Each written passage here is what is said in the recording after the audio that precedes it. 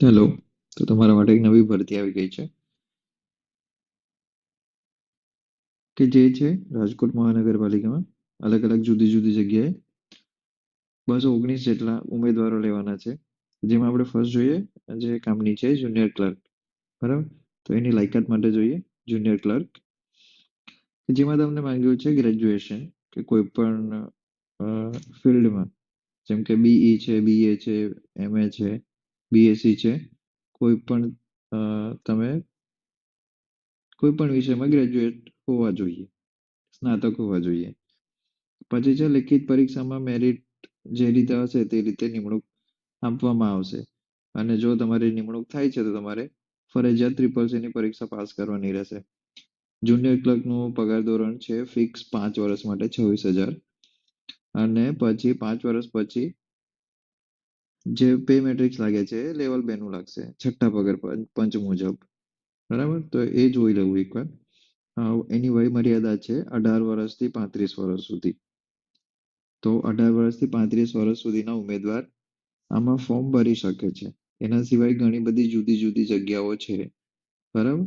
તો જેને જે પણ લાગે છે, જેમ કે સિસ્ટમ એનાલિસ્ટ છે, ગાર્ડન સુપરવાઇઝર છે, વેટનરી ઓફિસર છે, ગાર્ડન આસિસ્ટન્ટ છે, ટેકનિકલ આસિસ્ટન્ટ લાઇબ્રેરી છે, આસિસ્ટન્ટ લાઇબ્રેરિયન છે, જુનિયર સ્વિમિંગ ઇન્સ્ટ્રક્ટર ફિમેલ જોઈએ છે, ફાયર ઓપરેટર પુરુષ છે.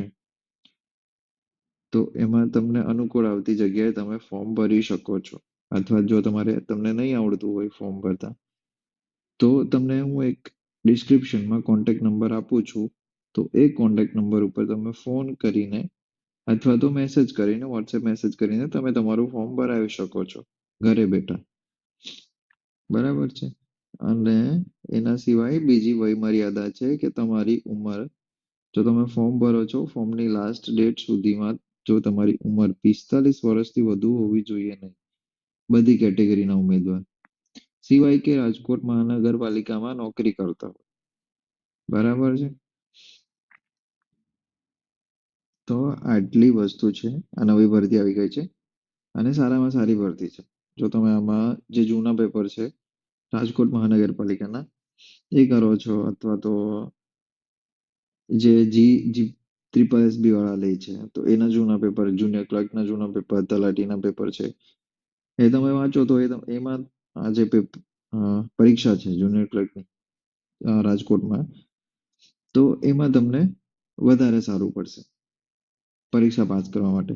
અને પરીક્ષા આપવા માટે તમારે મારા મત અનુસાર રાજકોટમાં જ એ લોકો પરીક્ષા લેશે, કે જ્યાં જે છે વીએમસી, બરાબર, આરએમસી લાગે છે, તો ત્યાં જ પરીક્ષા આપવાનું રહેશે.